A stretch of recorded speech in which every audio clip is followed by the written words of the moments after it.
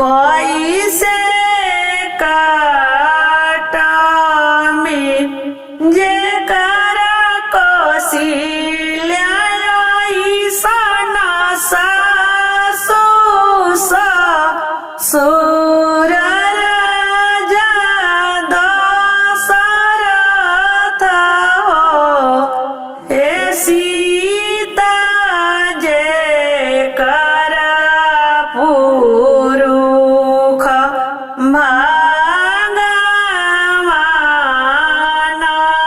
देवर वीरा लक्ष्मण पायंत हनुमान से हो रे काहे दुख रोए हमारे कौशल्या ईशाना सासु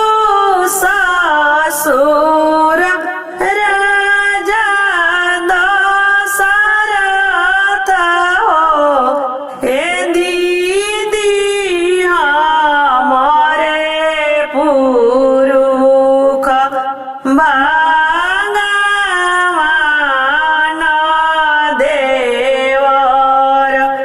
वीरा लक्ष्मण पायंत